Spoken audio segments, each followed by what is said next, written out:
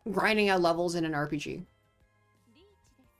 Or grinding out skill points in an RPG, because like, oh yeah, you just use this one muscle. And maybe there's some like cross-skilling. But like really it's just you use this muscle a whole bunch. And then like once you've used it enough, then you know, have enough experience points and you can move on to the slightly higher weight and man, it's just like I think gamification is just like it's a much bigger thing than I think most people think of. Right.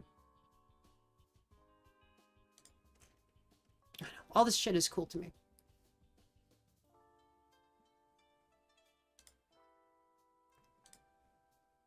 See, I didn't want a con there because like so con is basically to grab a 4 of a kind.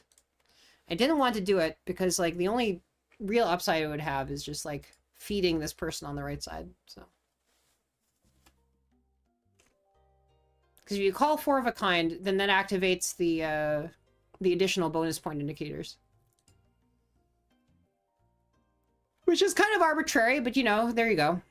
So like each person who gets a 4 of a kind, each time somebody gets a 4 of a kind, like it's really, really likely to just like send their...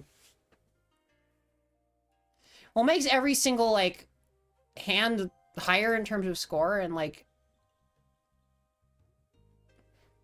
yeah, that might be not something you're interested in. Especially if it's like, you're not going to be the one to win. So.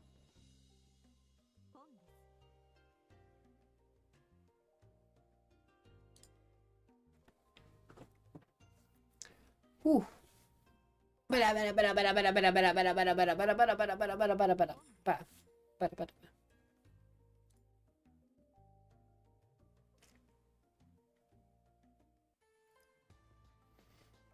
I am actually looking forward to getting on the water again. And also, like, you know, doing, like, theme parks. Honestly, probably after this, I'm going to ride a bunch of roller coasters. I've decided that it makes some sense for me to, you know, basically, after stream, maybe after stream. Maybe I just, like, go after stream. I take a train out. I go north. I take my, you know, shattered carapace from all the gym. And then I hightail myself to a roller coaster. And then I go on a roller coaster. Because it turns out it's roller coaster season now. So that's just a thing I can do. I can just transport myself at high speeds to nowhere. Which is basically what a roller coaster is, right? It's just a form of transportation. An expensive form of transportation that, like, it takes you exactly where you started.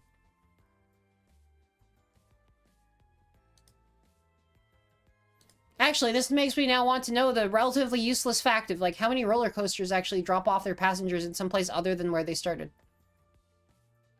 And in weird, niche, esoteric roller coaster lingo, is that called something other than a roller coaster, right? Is there a name for something that, like, behaves like a roller coaster, but where you deboard at a different place from the boarding platform?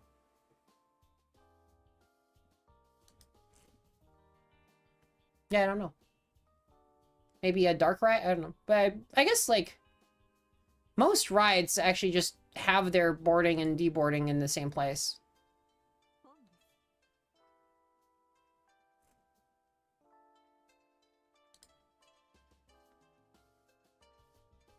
Trying to think about what the exceptions are. I mean...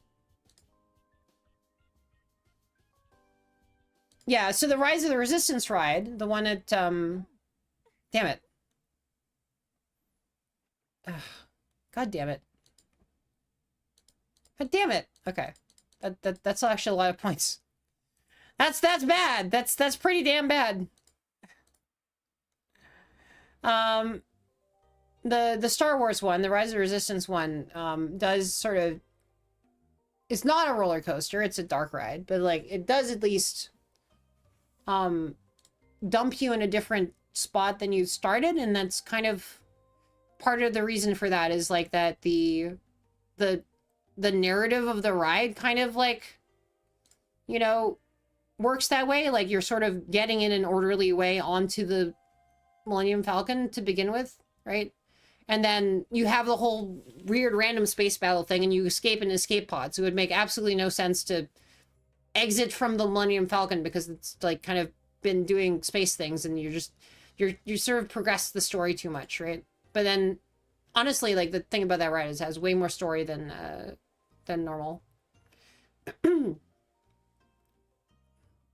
Story that was like kind of, you know, disrupted a little bit for me in a very, very hilarious way because like, you know, basically when I went to on it for the first time, it was like very soon after COVID. It was brand new. And, you know, I went with a bunch of VTubers. Like it was just VTuber Disneyland. And one of the VTubers on my trip had a friend who was working on the ride, like who was actually like working for Disney, working as like one of the first order people, which is apparently a lot of fun because it means you get to yell at guests, right? Like you get to be like angry and intimidating to guests because you're like the one park employee who can do that because you're the first order or whatever. And then they and then she was like fed a line basically by my group mate to like, you know, yell at us to like do something like, oh, you get in the pod, my little pog champs, right? It's like, I'm like, okay, all right. This is definitely a thing that the First Order would say. This is a canon event. This is like completely accurate to exactly what they would, of course, like, you know, be so evil as to call people my little PogChamp. That was really the 6-7 of its day, you know. It's like, I'm now having nostalgia for like 5-year-old internet memes. It's very funny.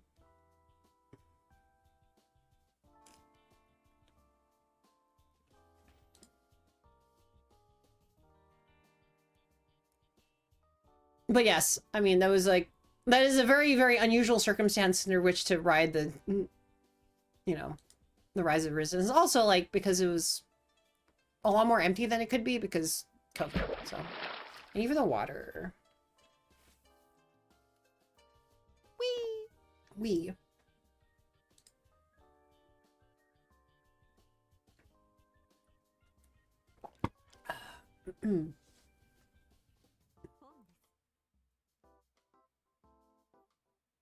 They are very, very fast. Oh, by the way, I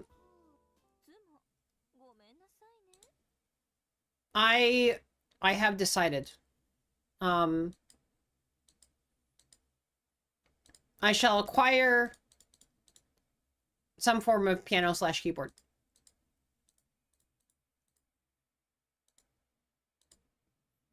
So, we're gonna have the return of the piano streams. I think the piano I did have is kind of like... It is a bit unwieldy to transport up here. I don't think I claimed that. It's large and unwieldy to transport up here, but I like to both, you know, have it and also like use it for some of my own like kind of musical composition and stuff, and doing more sort of like doing at least some musical content here, like, you know, just musical content, doing some music. The fuck is a musical content? The fuck is a musical content? Doing some music. Making some music. Musicking.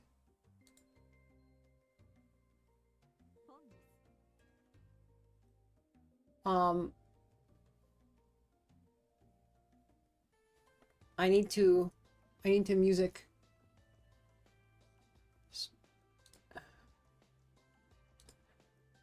MIDI controller it is quite nice. Also, like the one I had like weighted keys that were very similar to like the actual piano that I grew up on. So I did appreciate it for that. Like, it had the same sort of, like, note feel that, like, I had growing up. So.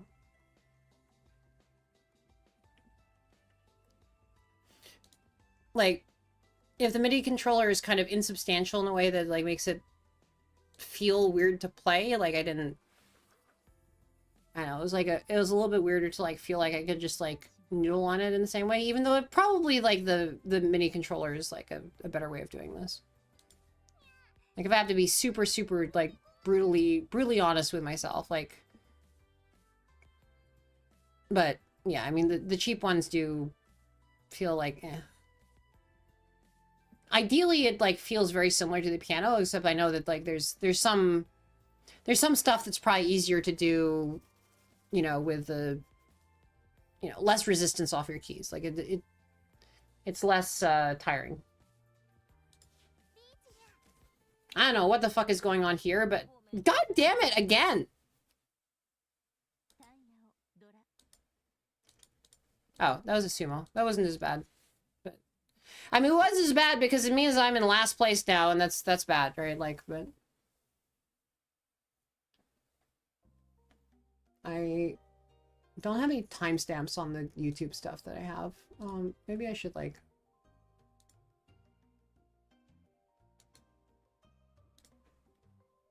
I actually don't know. Oh, look at this. It's all honor tiles. That's, well,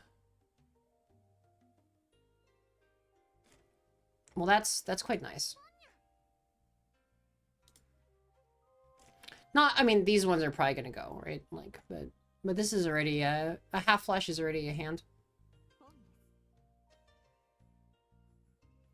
Just if I can get doubles of any of these. Yeah, I mean, like, some of the most, like, kind of obvious ones, right, are the, you know, all simples and all triplets and half flush and, yeah, full flush. And then, like, after that, it, like, gets more situational and weirder, right? There's sort of the thing that is very similar to all sequences, but, like, has some additional restriction on it, because actually what it is, it's none of the small points. Like, there's, like, sort of big points and small points, like, are Han and Fu. And so you need, like, so you can have an all sequences kind of thing, except, like, it's not exactly... The pair can be, like, a non-seat, non-round wind, and the sequences, like, have to have, like, a weight on either side. Like, there's all these kind of different ways you can get the small points, so it's, like, incredibly weird to explain to somebody. And it's, like, the interesting way to, like, kind of gauge that was, like, 51 Clubhouse Games, like the Nintendo thing, right? Like,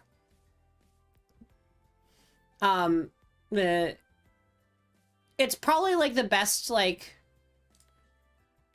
representation of, like, mahjong on the Switch, right? Like, it's weird that, like, that's kind of, like, what you're stuck with if you want to do mahjong on the Switch, right? But, like, all right, so I got last place, unfortunately. Sad. Very sad.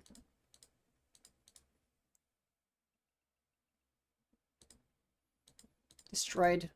Destroyed with no mercy.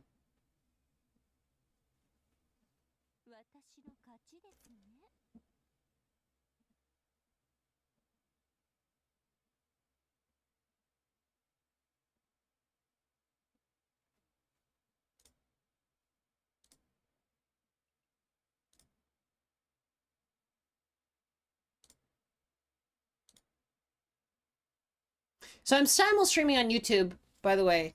I had not really even had the YouTube chat open because it is mostly just a sort of VOD service, at least the way I'm using it right now.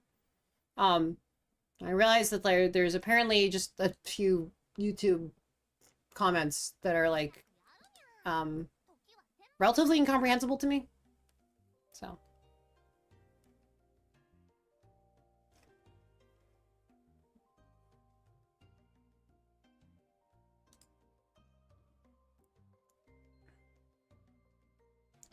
It's a mystery. It's It's a mystery to everyone.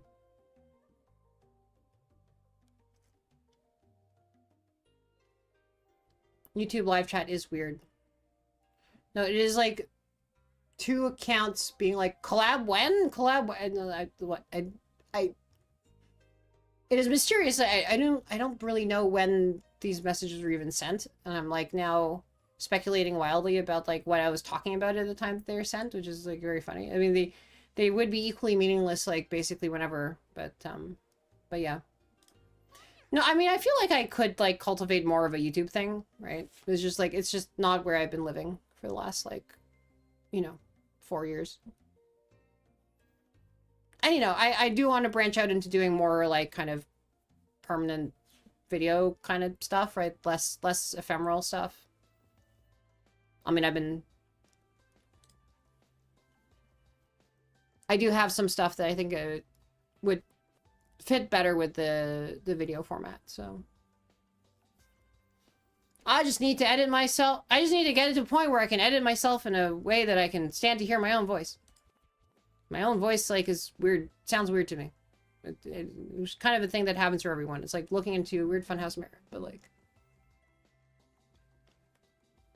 I've been told that people like my voice, but, you know, it's like. Everyone's voice sounds like a strange thing to themselves because, like, it's like an almost them, but, like, it's not quite, right?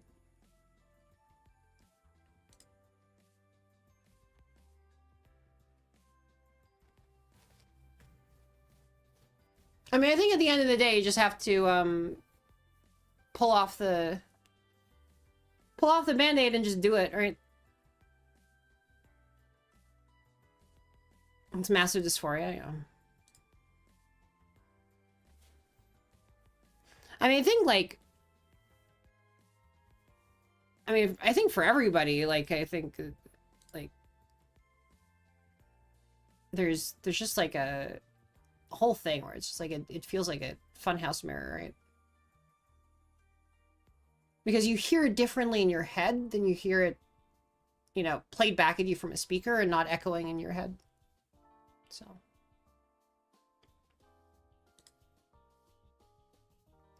You live monitor your mic? I don't know, I should live monitor my mic. I do worry about whether it would, like, throw me off. I think sometimes when I'm live monitoring my mic,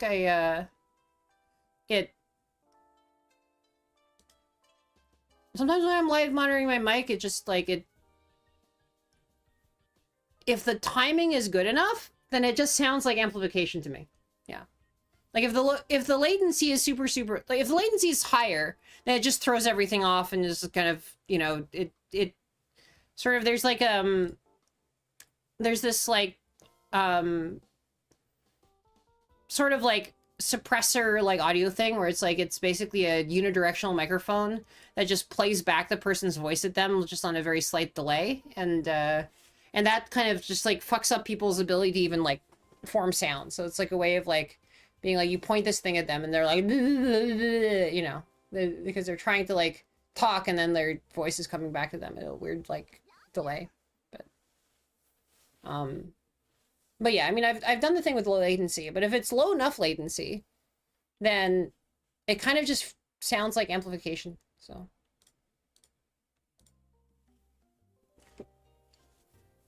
So yeah.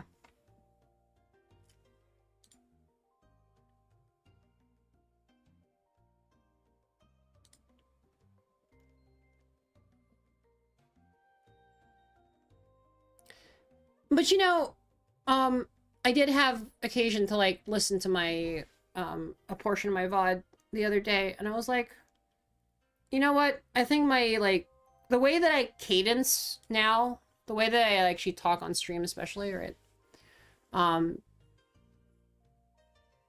It's kind of gotten to a point where I'm not bothered by it as much, and probably also, like,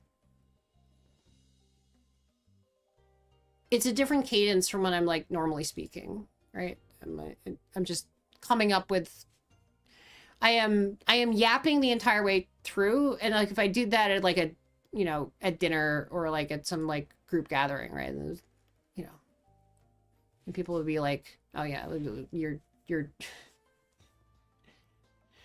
Would you kindly respectfully shut up for so we can eat? And so I don't actually do it. I don't really even talk in the sort of like same pattern, or the patter rather, that I do here. And so, I mean, honestly, it did not sound as bad as it has beforehand, right? Like, ironically, when I feel like I was speaking a little bit more closely to like how I speak when not streaming. So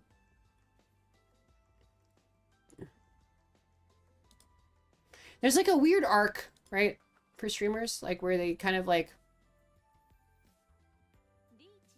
you know, sometimes they like basically just talk to a microphone and then they like build out this whole thing that is like very much unlike how they talk in the real world, and then they kind of like loop back around and boomerang around to like where, okay, well that's just like how they talk in the real world. Yeah, I do need to just like exposure therapy myself to it, right? Like I think that's just the answer. I know one person who you know, deals with it by like speeding her voice up a whole bunch when she's doing editing. And that's okay. This is like very, very, very dangerous thing to throw out because like everybody else, yeah, no, it's not. That was a very dumb move, but I did it anyway because I'm a fool. I basically threw a bonus tile out when everybody around the table was signaling that they had like a winning tile, or they're one off from doing a winning tile. And the bonuses are kind of exponential in how they work, so.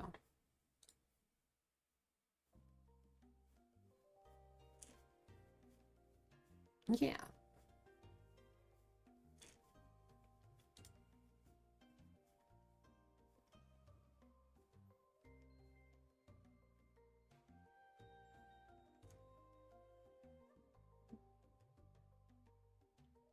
I have been having a lot of interesting kind of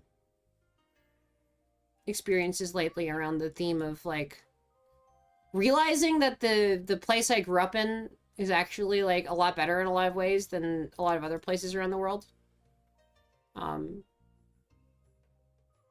Like we get trains every 1 minute at midnight. And then other people come over like to go to like Miku Expo or whatever. And then they're like, holy shit, these people get trains every minute at midnight.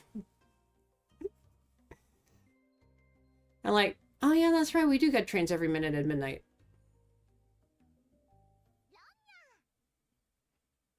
But, you know, when you grow up in the water, then you don't actually notice the water around you. Yeah. You get used to that. And it took, like, moving away for 14 years and going to a different country and, like, living, figuring out how they lived and, like, getting, you know, a bunch of, like, cultural accustomation there. And then, like, that was what it took. And then I came back. Hey, Noir. Good morning. Good morning, Noir. Welcome to the stream. I'm vibing. I'm basically just yapping. I'm yapping over the jong.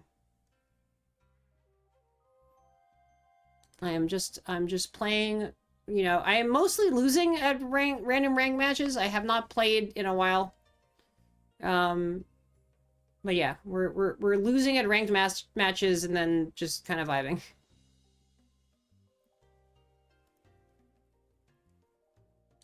Oh, there we go. My east, the east I was holding on to went from being like, you know, pretty decent to like completely unviable. And so I discarded it because like there's east discard. Yeah. It's like that's not doing anything. There's only one hand that could possibly fit, and that isn't one I'm making. Everyone got one east, yeah. Mm-hmm. You know, that's what happens. You just split them between the four of you, and then, you know, everybody is good. Then the brap over the dong. I mean, you know, some people are into that. I'm just saying, right? I'm sure it's a pleasant sensation for some. I don't know if I toss that one because I don't think it's oh well, that's completely a thing. Shosangan is dead. Yes. I mean, Chosangan was not really alive. I mean, it was... But now it's super extra turbo dead.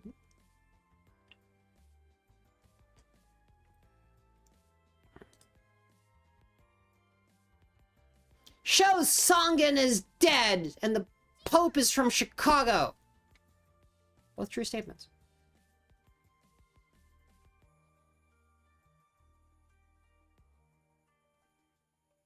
It's the same hand that you're saying was good a moment ago, and now it's stinky.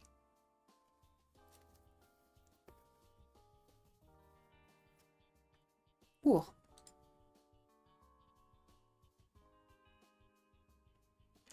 Yeah, we're at 4 hours.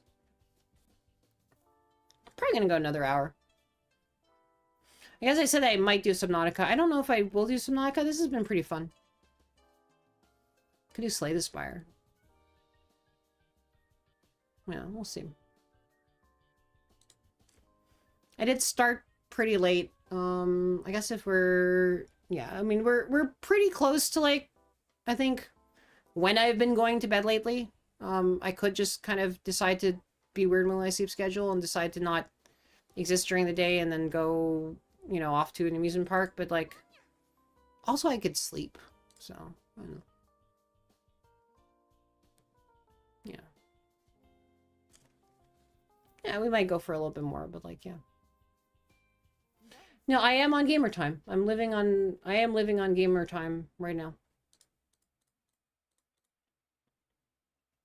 It turns out that that Red Dragon was basically most of what it had. Sleep is nice on occasion. I've had a very weird sleep schedule, but I've decided to basically just, you know, decide that even if the sleep schedule is weird, that doesn't mean it's not valid. I've decided to validate my sleep schedule and be like, you know, hey, don't worry about it. Like, you're good. Just, you know, as long as I know when my sleep is, then I can plan around it and it's fine. You know, I've been feeling a lot better about it since I just wrote down the time that I fell asleep and woke up, right? Like, it felt to me so chaotic beforehand that I was like, well, I don't know that I can plan anything because I have no idea what time I'm actually going to be up. And then it's like, oh, you know what? Actually, in reality, it's like pretty consistent from day to day. So yeah, I might as well just like, I don't see any reason to not just like embrace it. And so that's what I did, right? I started keeping basically a sleep diary, but the sleep diary is less a sleep diary for the purposes of like trying to do anything about it, and it's more of a sleep diary for the case of like, okay, well, if I schedule a doctor's appointment at 4 p.m., like, what's the probability that I'm actually going to be like naturally awake for that, and what's the probability that I'm just going to have to like, you know, put an alarm to wake me up in like what is effectively my middle of the night. And so part of that is also knowing like, okay, well, how much is my sleep like migrating back and forth during the day? So we're getting, this is a weird hand that we're building. We have like 3 triplets in hand, one of which has like all of the Dora, right? So you know what? Yeah, actually, no, this is strong enough that I'm like, this is an intimidating hand. This is actually, this is strong enough to be meaningful. Yeah, see, that's the thing, right? Like, I feel like that sometimes happens, but like, again, like, you know, because I'm kind of like non-24, because my sleep schedule drifts like quite a bit around the clock. Like, you know, I think if I had a normal sleep schedule,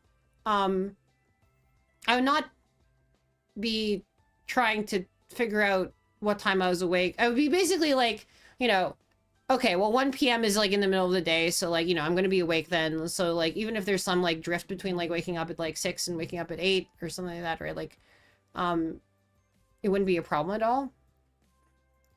But when my body has decided to go on this like weird unhinged like magical journey of like deciding to sleep at like 8 a.m. or 10 a.m. and wake up at 4 p.m. and like, you know, it's like I'm getting enough sleep as it turns out. I just, you know, I don't, before I like wrote down the times that I woke up and went to bed, right? I just had no idea whether like what time I was actually like, you know, whether it was at all consistent or whether I was just kind of like gyrating wildly around the clock, right? So that's the thing, right? Like it turns out that writing it was great. And so I've just been keeping more notes. I have notes on myself.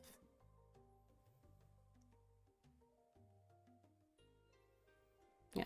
I thought I was sleeping whenever, but it turns out that, like, at least recently I'd been sleeping fairly consistent at around 9 or 10 a.m., like, my time, and waking up pretty consistently around 3 or 4 p.m.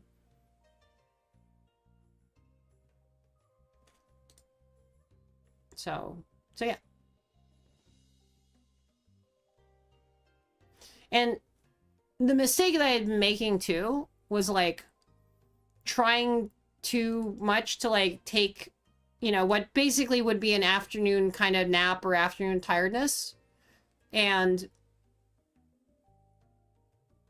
because that would happen at like, you know, midnight, right, which is a normal human time to sleep, I'm like, oh, I'm tired now.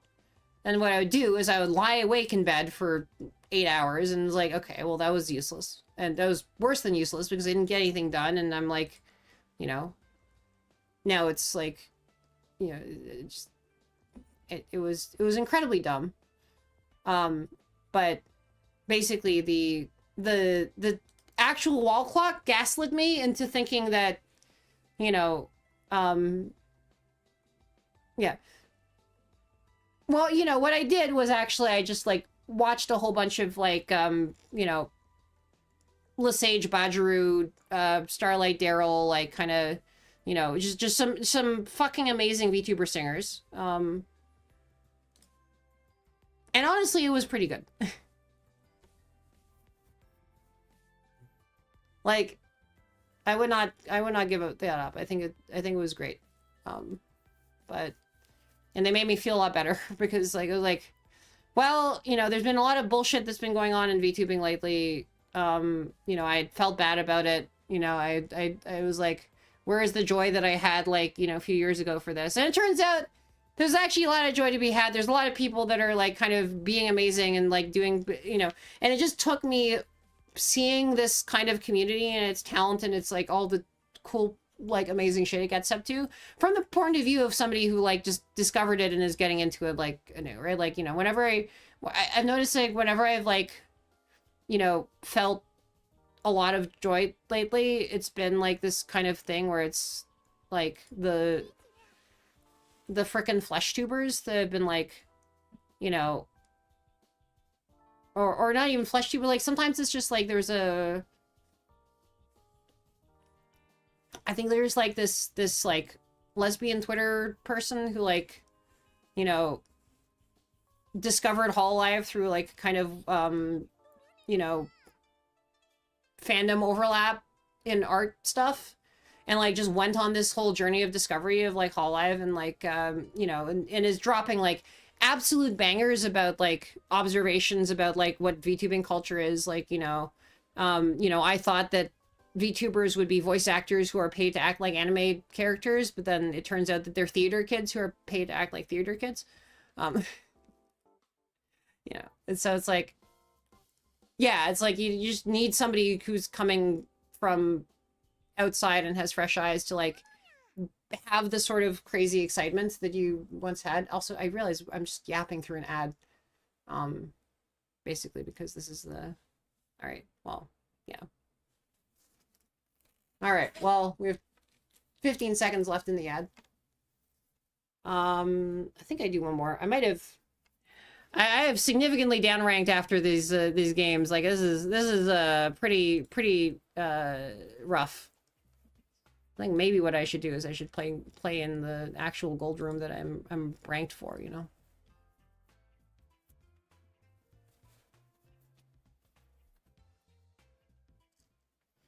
No, but basically, seeing somebody come to hello, testicle tyrant. How many testicles have you subjugated today? Wait, 1, 2, 3, 4, 5, 6, 7, 8. God, this is so fucking close to, like, you know, going for the 13 terminals. I don't think you really want to go for it with 8. No, you don't really want to go for it with 8. But look, if I draw more, no, I'm abandoning ship, because I can still get the Chanta, the terminals and honors. Yeah. 7. You've been a tyrant over 7 testicles.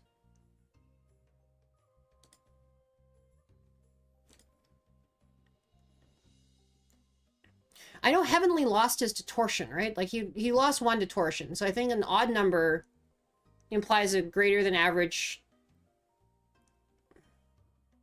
I mean, depending on like where the testicles are located, right? Like, you know, you'd expect that like you'd exert your tyranny over them in pairs. And so if it ends up being an odd number, then that suggests to me that, you know, it's somebody it's pretty. This is where I draw all the perfect tiles, yeah. I mean, the thing is I did a call, so then I wouldn't actually draw all the perfect tiles.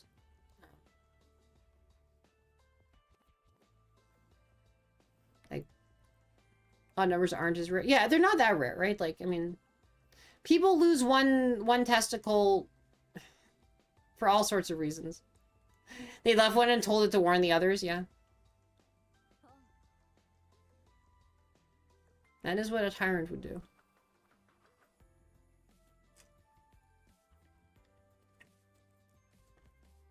I mean, yeah, I mean, like just looking at VTubing, like Giga and Heavenly both have 1 ball.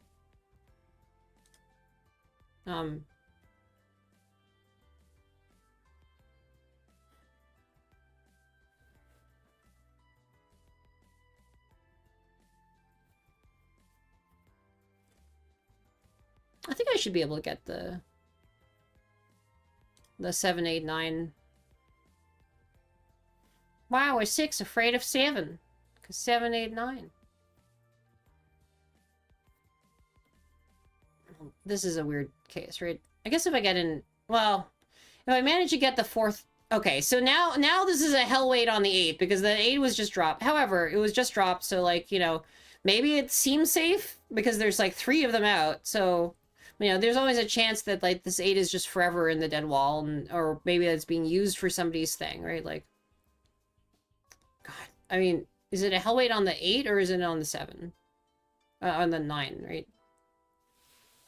This seems like a rough situation. A hell weight is basically, there's only 1 physical tile that exists in the game that I can win off of. And I just drew, if I had just, God damn. If I had just drawn, if I just kept the 9, I would have drawn it on the next thing and I would have won. There you go. All right. Well, you know, you can't get a time machine. You can't go back to the past. It's fine. We're good. And now the question is, like, I haven't, you know, I mean, this is easy because this is matched here. It was like, do I fold against this? I'm 1 away. If I get an incredibly risky tile. I mean, people are hopefully going to be discarding 8s into this. But, yeah, I mean, I don't even know whether the 8 is, you know, it's... Maybe it's in... I mean, it probably isn't because the 9 is all gone, right? So there'd be a 6, 7... God damn it! This game made me say 6, 7. Okay. But yes, I mean, it would mostly be in the 6, 7, 8. I said yeah, 6, 7, 6, 7, 6, 7. Okay, fine. 6, 7, 6, 7. Counting is inevitable. I'm counting on you. Hi, Riku. Thank you for the 6, 7.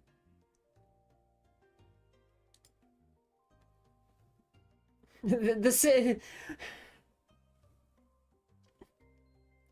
number 6, 7 always existed, yeah. There are 6, 7 wolves inside of you. Thanks for the water.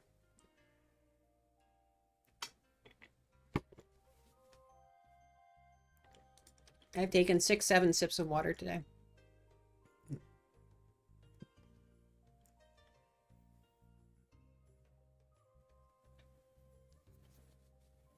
I do not even know where this came from, but like, you know.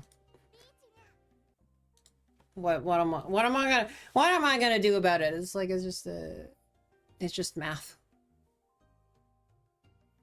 And the aftermath.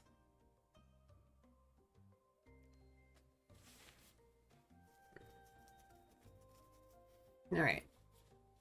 So in 1 week, I'm going to regular anime con, not, you know, con that is all VTuber. Well, yes, I don't think that Anime North is yet oops all VTubers, right? I mean, some cons have gone very far in the direction of oops all VTubers, but I think it's going to be oops enough VTubers that I'm going to be interested in being there, because like, you know, I don't really like consume a lot of anime, and like, I guess the other thing is gacha games, and I did play some amount of Arknights back in the day, but I haven't gotten enough into Enfield that I think that like, I haven't played Enfield yet, which is the main thing. So like, there's not a lot of like if the three pillars of anime conventions in the year 2026 are gacha games, like anime and VTubers, I am leaning very, very, very heavily on that last pillar to pull me up. It was so cramped, yeah. Yeah, I mean, they've definitely had line problems before, right? Like, I'm gonna try to like make it up Thursday to see if I can like pick up my badge earlier. You know, skip the line on the regular day.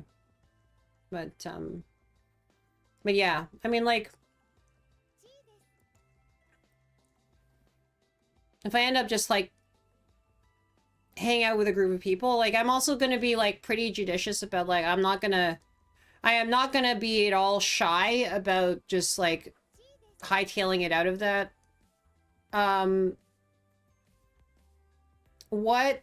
Okay, let me look up when Narcon is. I kind of wanted to go last time, but like it's oh, Narcon. When is Narcon? It's July.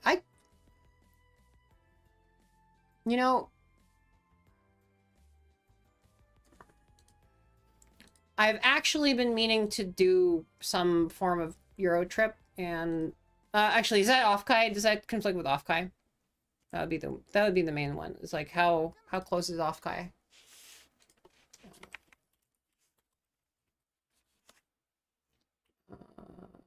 July 20. Oh, I cannot go to Narcon because it's the same. It's the, yeah. I can't do it because it's Offkai weekend. Alas, I am sorry. Yes. The con where they contemplate saws, yeah. Alas it is the same weekend as Offkai, and so I would like to, but like, I mean, there are 2 other Narcons, I believe.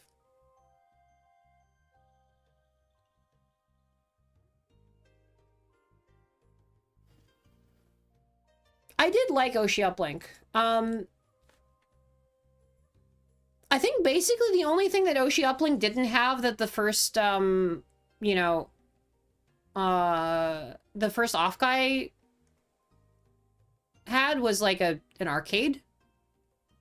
Say hi to Dennis at Offkai, yeah. I always say hi to Dennis. I mean, I say hi to Dennis in various places. There is actually one person who I ran into at, it's very funny. There's there's somebody who I ran into at Offkai, sorry, not at Offkai, at Oshi Uplink that I've also run into at the Marine concert in Yokohama and at the Los Angeles, like, you know, Paul Ive, like, kind of Ina Kiara concert. It's like, you know, it's just, we keep running into each other in, like, just completely different parts of the world, right? Like, and this is the only context in which I've, like, seen this person at all, right? It's like, but yeah, I mean, the funny thing is that, like, the other thing that, like, Oshi Uplink had that, like, the first Offkai had a lot less of was, like, VTubers roaming the halls on iPads, right? Which has kind of become a staple of, like, basically just not even just, like, VTuber cons, but, like, I think now anime cons generally have a lot of this kind of thing. And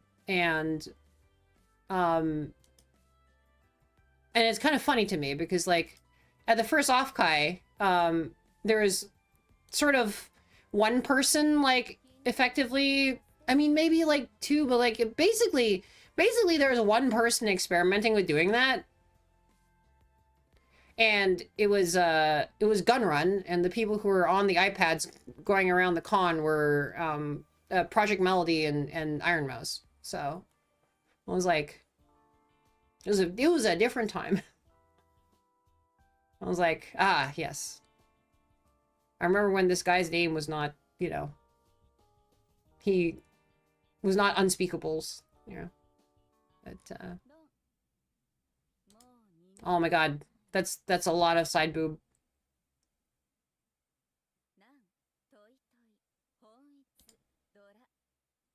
The wild thing is that's not even a, you know, like, I mean, it's a pretty good hand. It's a good hand. Before he ran. It's not only a lot of side boob, it's kind of a lot of everything boob. Speaking of side boob, I'm very excited for my my next Riffrunners card in the All-Star set, which will have a some art that is very.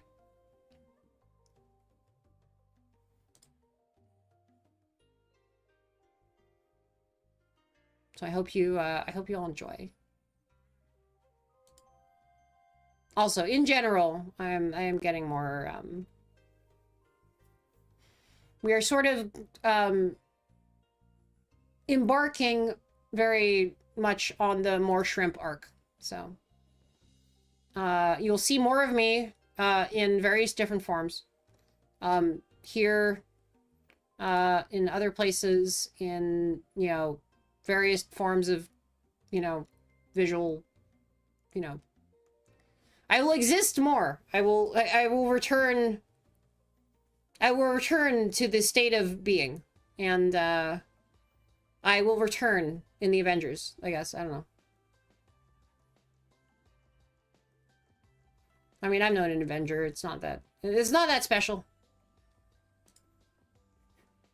God, I feel bad for the guy. It's like the guy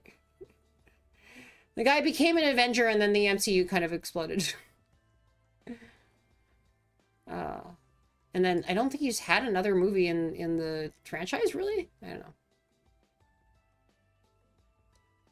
I mean, I think they're gonna make Shang-Chi, like, the entire, like, kind of, like, a pretty main character. So the rumors go. I don't know. I don't know anything, but, like...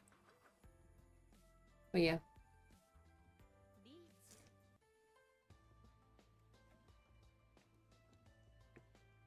Biblically accurate? What is a biblically accurate shrimp? Is it anatomically accurate mantis shrimp?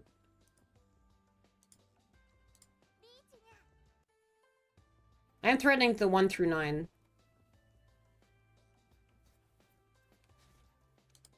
There's the biblically accurate shrimp right there. There's you can see the shrimp in the middle with the weird halo and stuff, right? Me just being a mantis shrimp. You know, I could see that happening. Is that biblically accurate? I guess, like, sort of automatically by default, being mantis shrimps, it's kind of biblically accurate.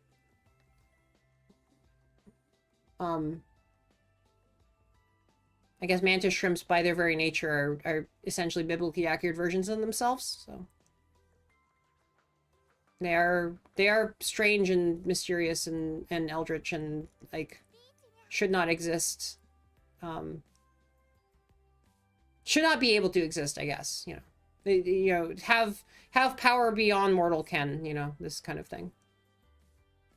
Mantis shrimp mod and in the mod calamity, yeah. Mm-hmm. There's a fair number of games recently in which like mantis shrimp is a boss.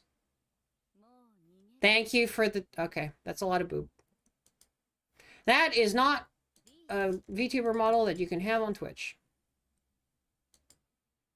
That's all. Okay, I'm getting my ass kicked here. And I guess the main job is to not be in fourth. It's fine. It's all good. We are fine. We are absolutely 100% 100 fine. And all good.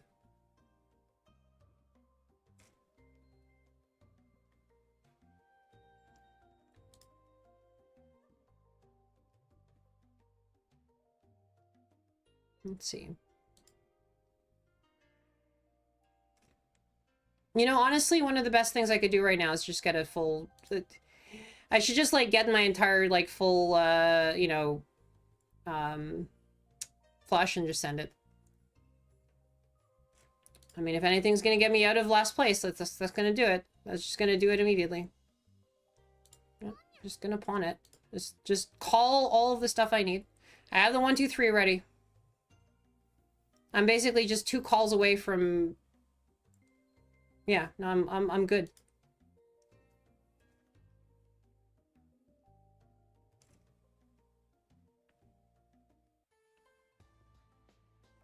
Let's go. Yep, that's another one of those, right? Probably helpful. Who knows? Well, all right.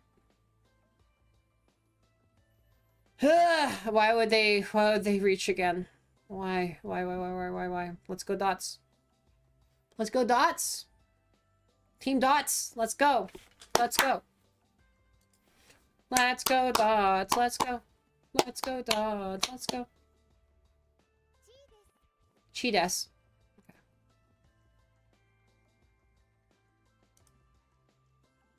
The skip looked like shrimp for a moment there. I'd kind of hallucinated a shrimp.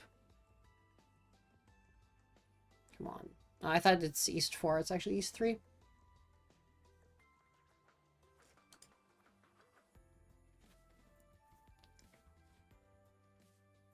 Oh.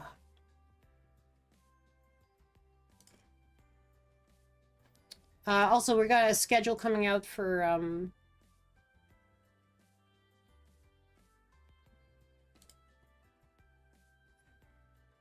I'm probably gonna, like...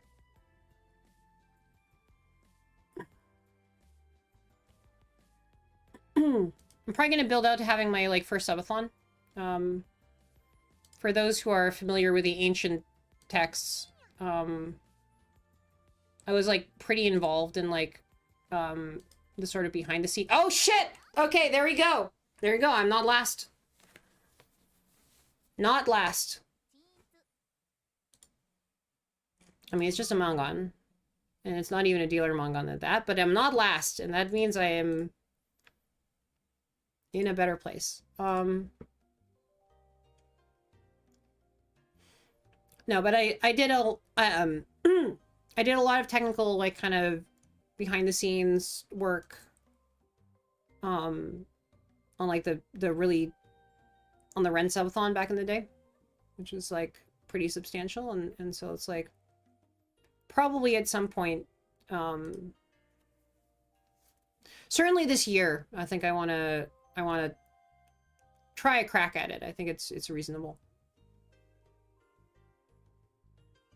So then there's like, you know, we're gonna have a sort of like all shrimp all the time thing. Maybe in the lead up to the 3D, or maybe after the 3D. I'm not sure.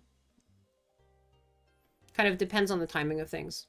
But yeah, no, there's stuff coming. gonna have some more like kind of structure to what's going on. Yeah, we're kind of going. We're gonna be. We're doing the thing. The shrimp is nigh. I'm not first, I'm last. Yeah. Well, that person was first, and see what they got them.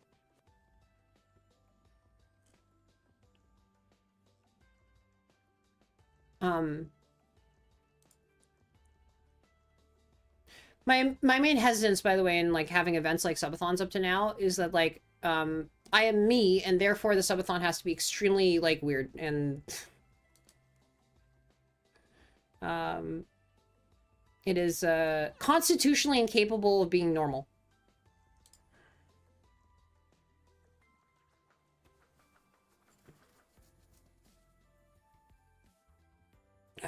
So the problem is the furry 10 that I've gotten myself into.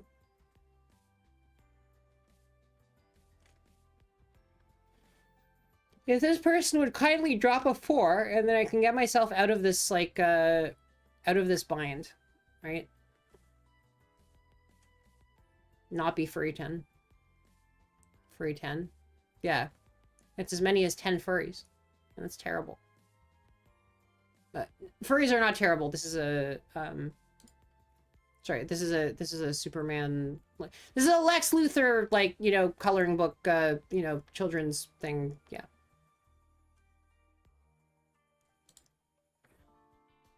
No, I most of what I do is like most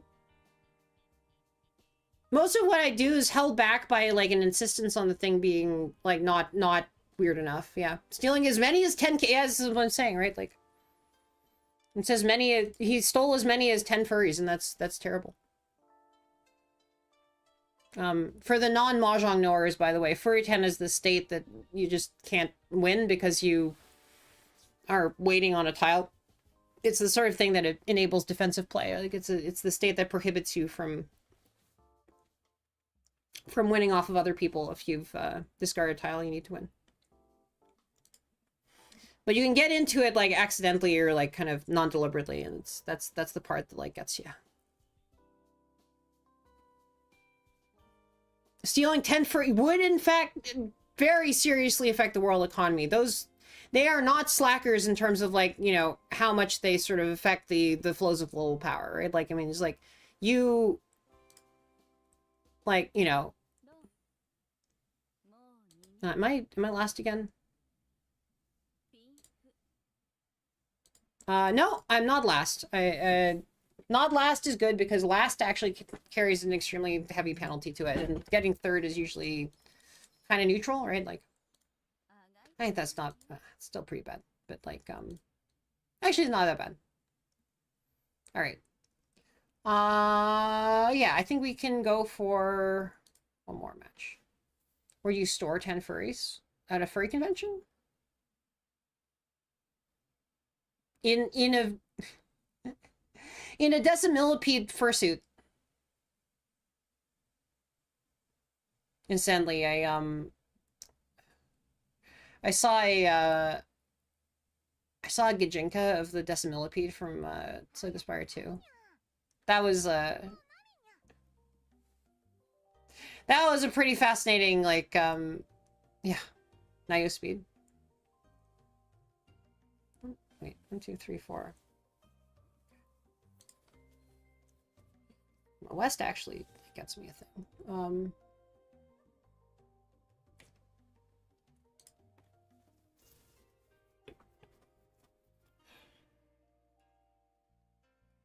dumping these pathetic, useless wins.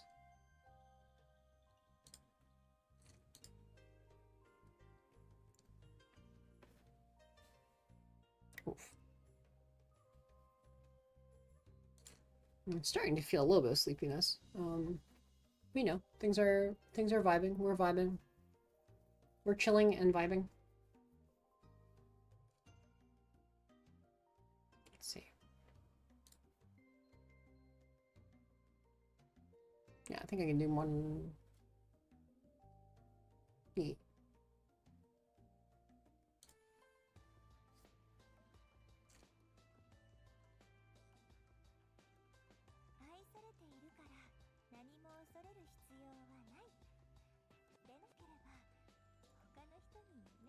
I'm still staring at those YouTube chat messages on the other screen, and I'm still about as mystified by them as I was to begin with.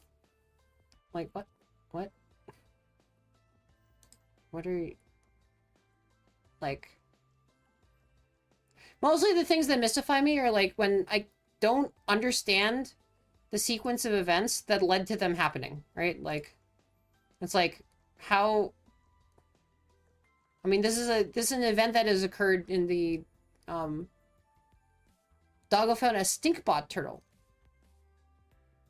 A baby largemouth bass. Huh. That's not what I was expecting at all. YouTube chat is unhinged. I don't know what it is. YouTube chat was unhinged, and, you know,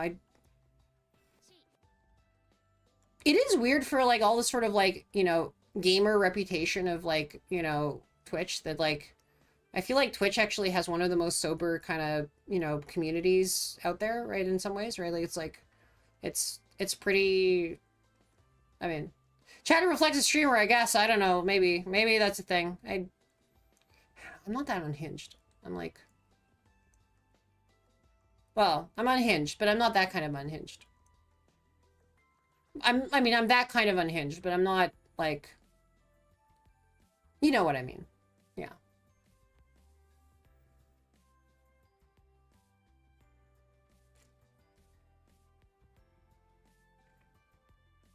I can go back to the hardware store and I can get more hinges if I need. Like, I'm just like, I'm not permanently without the hinges. I can just, it's fine.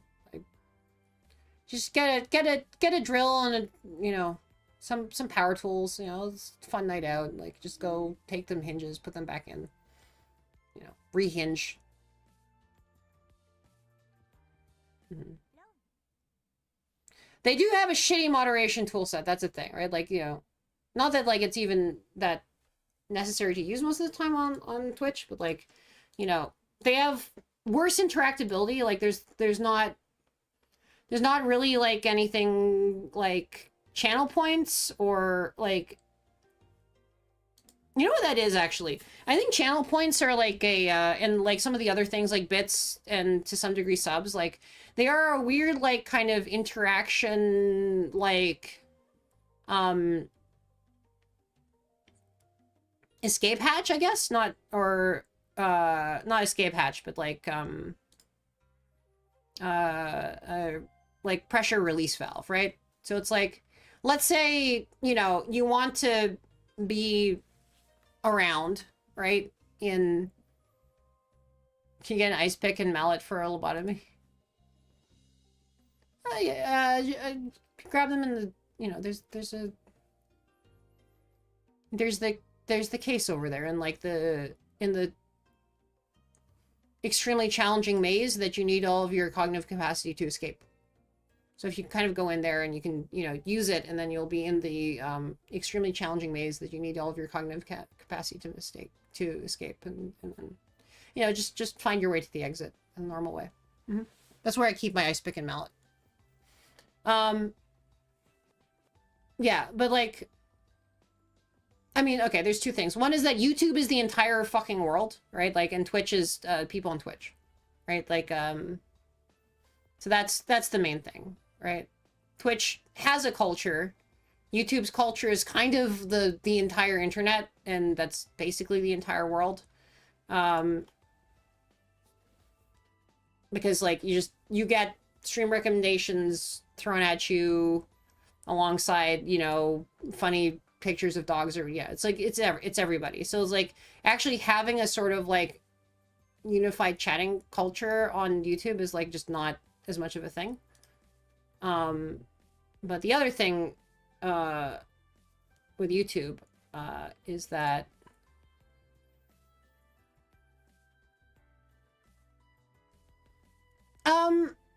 yeah, I mean, like, I don't have it set up in such a way as to like make it, well, here I don't have it set up in a way that it makes it like super easy to look at both of them, but actually like that making it a lot easier to keep track of both of them is literally just kind of a 2-second process of like moving some windows around on my screen. So I did move it over when, you know, I realized that like there was a notification on the YouTube tab, but like, you know, it's something where like, I think it is reasonable to like have YouTube be like an option out there. Like for one, it just like allows you to like play the two like ad breaks against each other and like watch it on YouTube if there's an ad break. And like, you know, there's a number of friends who, you know, if I have friends who like hate the YouTube player, that's also a reasonable thing to do, right? So yeah, I don't know. Oh, sorry, not hate the YouTube player, hate the Twitch player. Although lately the YouTube player has been betraying me more, and the Twitch player has been like there have been like the Twitch player I think has gotten a little bit more stable in the time that the YouTube player has gotten like wonkier. And so I don't, this goes against my like typical intuitions, but like I guess it seems to be a thing that's happening now. That's probably not a great thing to, oh well, I guess it was a good thing to do. I never punished. That was not, it was in fact, yeah, no, never punished. That was literally a gun. Nice. The newer Twitch clipper, yeah. Yeah, but I mean, like, you know, clip.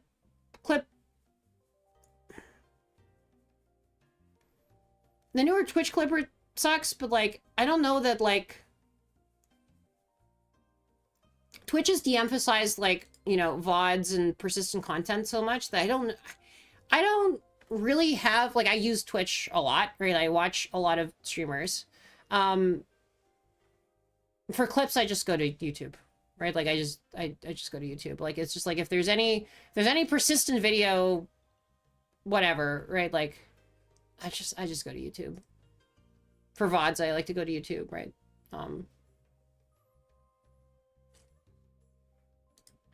and I don't know that behavior is going to change. Yeah, clips are best out of context. I mean, in YouTube, right? Like I mean.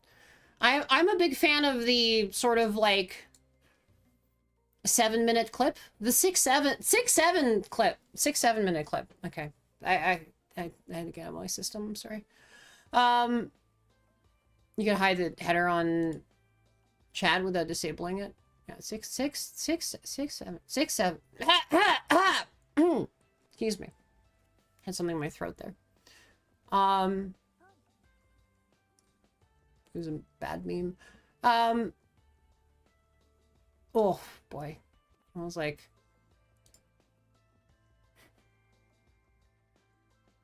I just need to go into aggression. I was playing mini golf.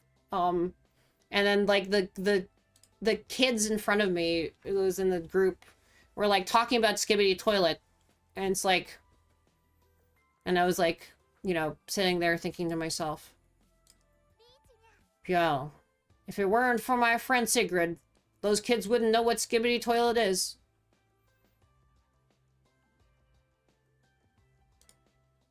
Also, how the fuck do I keep getting these Ipatsus? Yeah.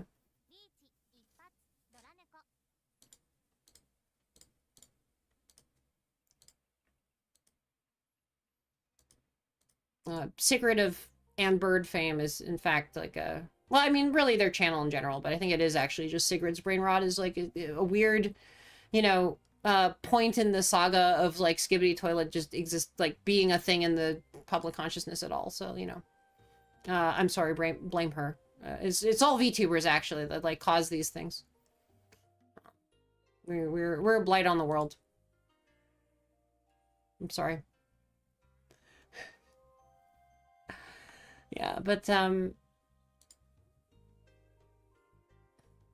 yeah, I feel like if you're making clips, I guess, like, you know, I think clips on... I think these days, clips on Twitch are probably, you know, best for, like, signaling a sort of YouTube clipper about, like, what moments were, like, interesting launching off points for professionally clipping, right? Which is, you know, probably not what Twitch wants, right? Like, this is not really what Twitch wants to be, but like, you know, they've sort of begrudgingly acceded to this. Like they're not keeping VODs around, you know, they're trying the clip thing, but it's like kind of a, yeah. Yeah, they're setting markers for getting better edited clips. Because like, in fact, the thing about live content, right? Like live streaming, is that it's off the cuff, it's not produced, it's live, right? That's the whole point. And so, you know, if you're, I'm gonna do the dumb thing and just like reach and on a wait for only the Dora, right? So it's like, okay, well, are you gonna drop a Dora into me? It's like, well, you'd be an idiot to do that, so you're not gonna do that, right? Like, right. But yeah, no, I think the yeah, they're basically like the sort of weird, like, jumping from topic to topic, quite hypnotic, like, what's your opinions on skits performed live? Where it's mostly planned. I think we should be doing way more of those. I think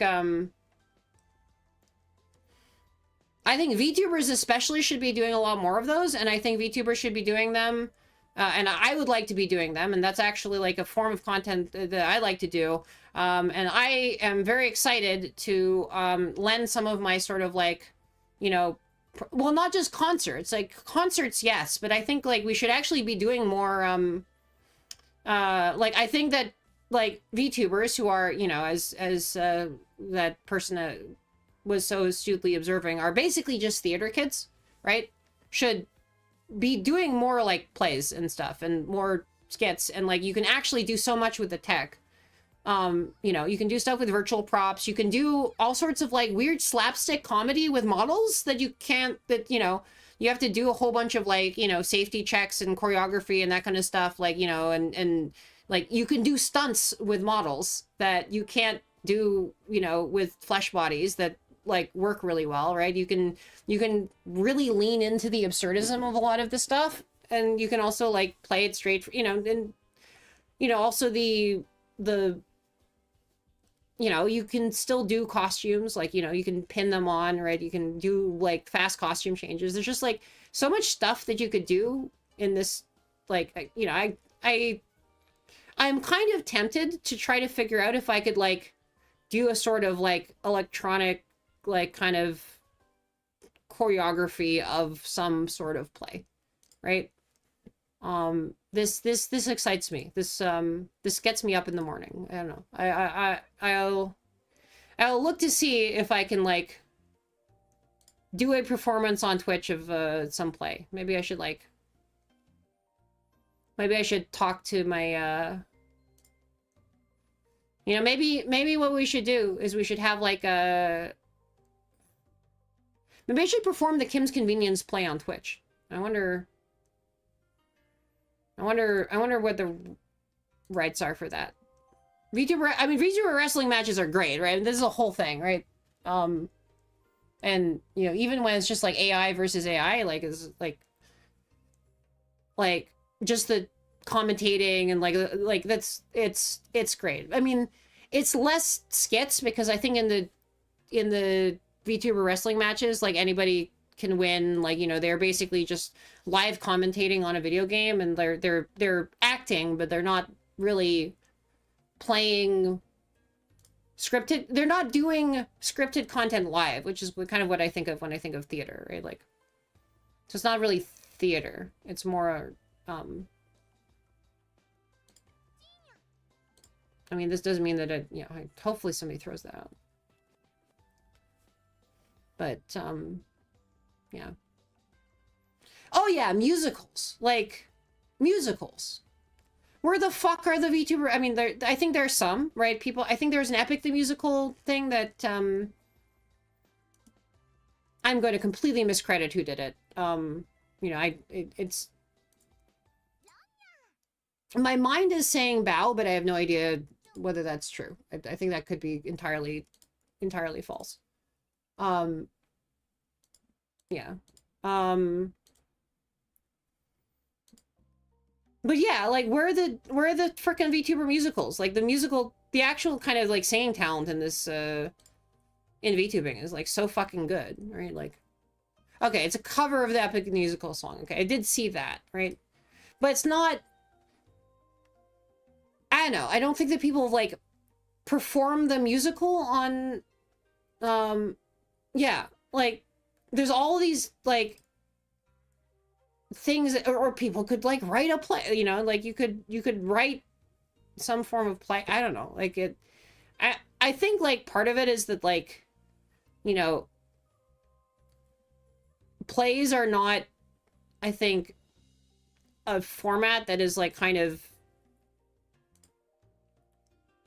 Right, so, like, you know, Iron Mouse has an opera-style song, right? Like, but I guess the thing with, like, opera is that it's, like, although it is sort of, like, a very sort of theater kid thing, you can consume opera in, like, little bite-sized pieces as, like, individual arias or individual songs, or, like, you know, stuff that's opera, like, kind of inspired, like, you know, Phantom of the Opera, I guess, is, like, you know, that kind of, like, has opera as one of its, like, inspirations, and so you can kind of, like, get into the vibe of opera without, like, kind of, you know, having to, like, you know, spend, like, you know, 12 hours watching Gotterdammerung, or, like, you know, going to, you know, like, physically going to an opera and, like, kind of, I mean, but, like, yeah, okay, well, excuse me. I mean, that was a pretty big, small hand. I think the other one was pretty small too, yeah. Yeah, they double run me, but, like, with the smallest hands imaginable, so I'm still winning, so that's good. No, but, like,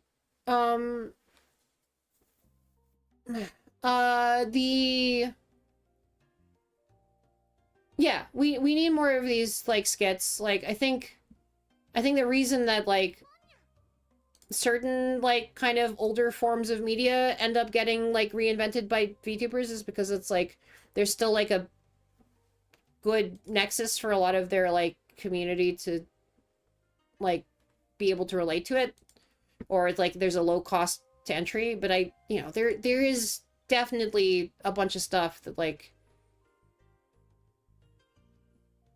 there's got to be a decent amount of, like, kind of community overlap in terms of, like, what they, you know, what people are aware of, right? Welcome back from gym. What was this mystery place? The mystery place was, in fact, gym. I went to the gym for the first time, and wait, what is my stream title? It's been hours. Hold on. Oh, I got overridden. The mystery chamber known as gym was gym. I went to the gym. I got a... I'm getting back in shape.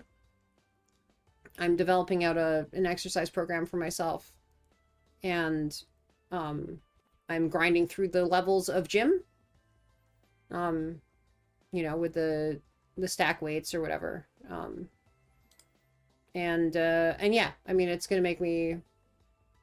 It's already kind of making me feel better, and I'm getting more, like, I'm feeling more able to do things. Like, I've been just feeling a lot better about just kind of firing off a bunch of, like, you know, yeah, development work for the stream, like, you know, just, you know, then, like, going live, like, it's just so much better. I mean, for me, it's not even about, like, I don't know, it's even about the weight. It's just about, like, kind of, like, not feeling like crap, like, physically, like, all the time. Although I have, like, gained a lot of weight, so, I mean, sort of. I mean, I'm like, it's all relative. I gained some weight. I'm pudgier than previous. But hi, Boniface.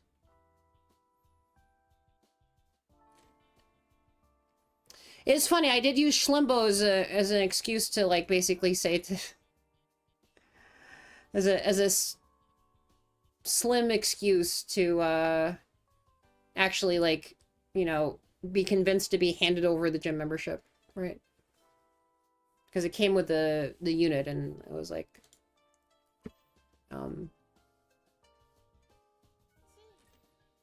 But the person who, you know, owns the unit, I am...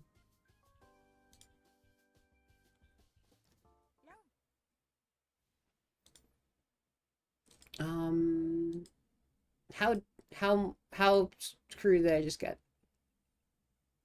No, I mean, I can still win by just not... Actually, this is a really good kind of random crap hand that I can still win at, especially after that. Holy shit. Yeah, no, this is extremely rapidly approaching just a winning hand. I'm decently far ahead. I'm above 30,000. I am 1 away from Tempai with 10 bajillion weights and like different ways I can call, like, yeah, I don't know, I'm fine. I think I'm like, given this hand, I'm like highly likely to be able to just like pull out a decent one. Yeah, we're like I don't know, 20 tiles in, it's fine. But yeah. No, I basically like out of nowhere, I basically just restarted gym and therapy.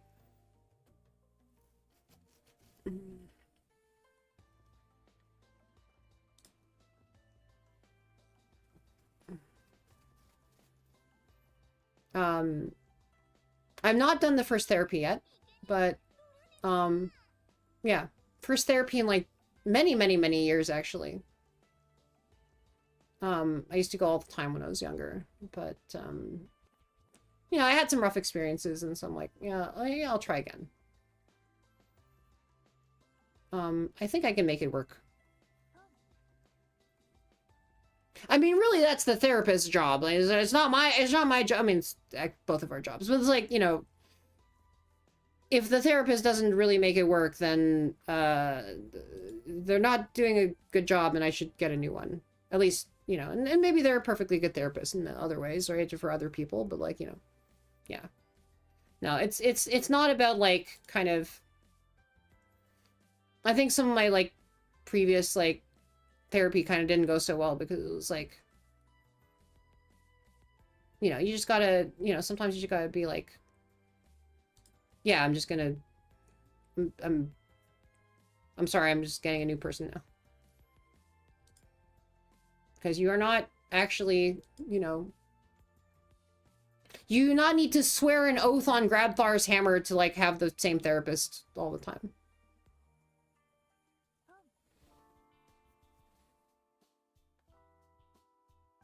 Yeah, indeed. That is what I certainly hope for. I think it's decently likely.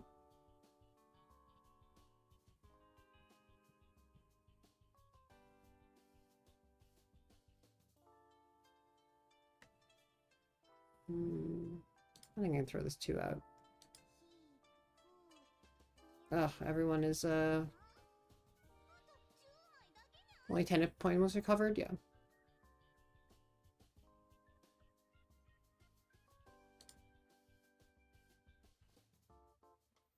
Yeah, I mean, you know, certainly it might turn out to not be that useful. Giving it another try, you know, I think it's finally time. And honestly, like, the fact that I kind of set it up and was able to kind of get my shit together to like set it up in the first place, honestly, pretty good therapy. Weirdly enough, you know. All right, well, we're doing another go again. Or I guess we're continuing with the thing. Well, North and Green Dragon are both yeah. Okay. So now I have a Yaku. Great.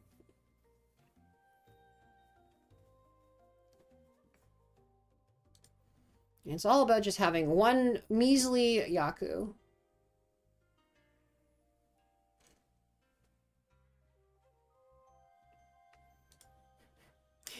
I guess what's kind of funny is that, like, in some ways, like, in some ways I kind of have a meta therapist. Okay, so the idea, one of the strats, right, is that you have a therapist, and I'm just kind of like spitballing this, but this is in fact kind of what I'm doing, right? Is that, you know, there's a lot of people who it's inappropriate for them to be your therapist because, you know, various like kind of, you know, boundaries, relational kind of stuff or whatever, right? Like there's a lot of people that should not be your therapist, you know, that it's would fuck shit up too much to have them be your therapist. But I think what is reasonable is to have them kind of be your meta therapist, like, in the sense of like, they're your therapist for the, very narrow, specific, like, question of whether you should get a different therapist.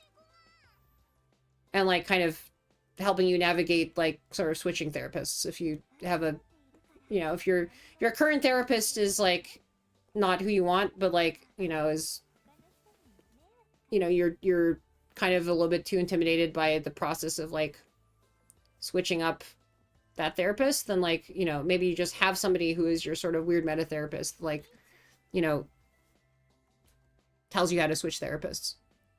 So. But that's just a game theory.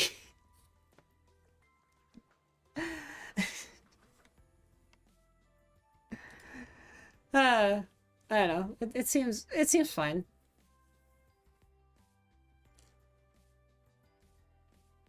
Come on. God. I think I just fold, right? I fold and I hope that basically one of these two Ricci people like crashes out on the other. The 6, I think is fine. 8, okay, well I have one of those. Good. Actually, the 3 gives me a lot of, that gives me a lot of fold fodder. Yeah. And I have the 8, too. Yeah, so I can fold all the way down to the end. Unfortunately, these two guys have... Yeah. I'm still in first place, but we're going for another East third repeat. Okay. Alright.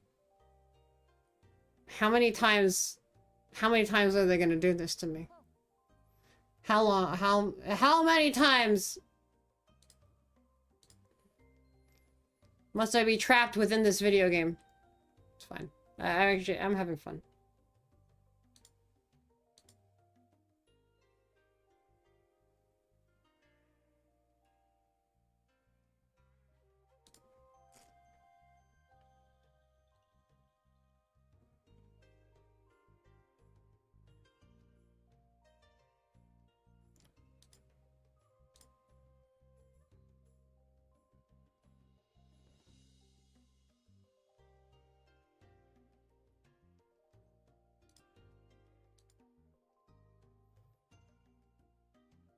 All right, well, so this is going to be over soon some way or another, probably, theoretically, like it could be, possibly.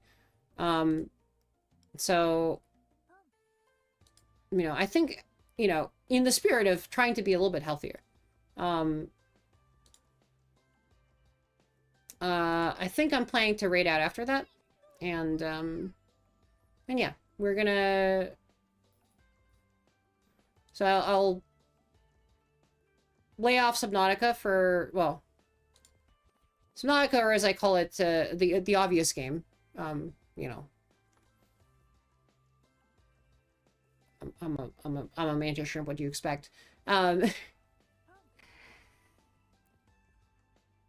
gonna lay off the obvious game to probably next time. And we're gonna do... I think after that, we're just gonna do some weird, like, edutainment deep dive. I think the next stream will be on... I want to say... I believe it's Sunday night, but there'll be a and there you go. There I have won. I have emerged victorious from this escape. There we go. Well, we'll go out on a high note.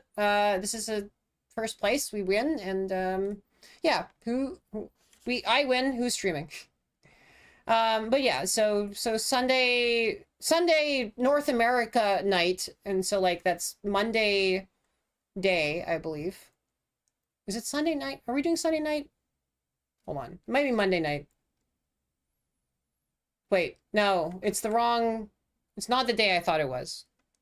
Hold on. Yeah, Sunday night. Yeah. Sunday night or Monday day, depending on where you are. We're doing the next stream around the same time this one started. Yeah. And then I believe Tuesday.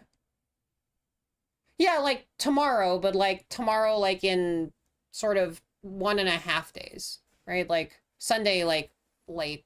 I mean, this one started kind of on Friday night and went, I mean, it was Friday morning, like Saturday morning. So it's like Monday morning, Sunday night-ish kind of time, right? Yeah. So like two days after this stream started. Yeah. Okay.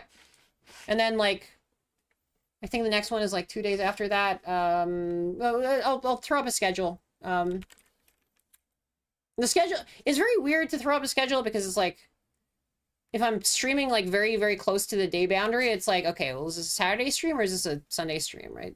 And so maybe what I should do is I should just like use a weird time zone, like, oh, no, a time zone that I've never lived in, like Central European Standard Time or something like that. Like I could put my schedules like in JST and in CEST, and then like the day that they take place is like a pretty UTC works, yeah. It should just be the UTC, okay. Just a single Chinese time zone, yeah. I can do that too. My time zones are in a very Chinese time of their time. I mean, that's how time works.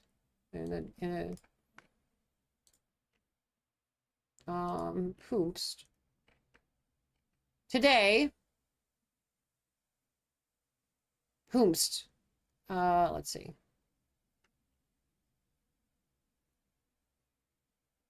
I mean, I think it's been like 10 million years since I've been able to. Yeah, sure. Let's go. Let's raid Horatius because it's been like kind of 10 bajillion years.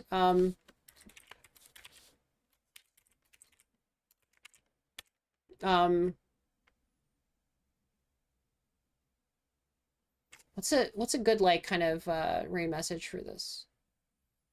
Let's see. All right. If you have a sub, this is the raid message.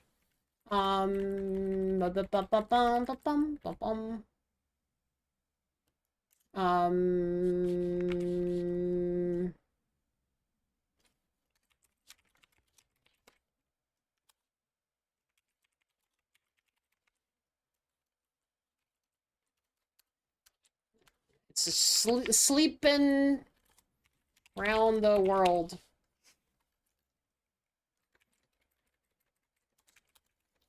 I mean, sleeping around the world is basically my that's my sleep schedule right now. Although it is more, you know. There you go. That's it. Sleeping around the world. Sleeping around the world. Sleeping around the world. All right. Have a good time. Have a good one. See you guys later in 2 days. Bye. Bye bye.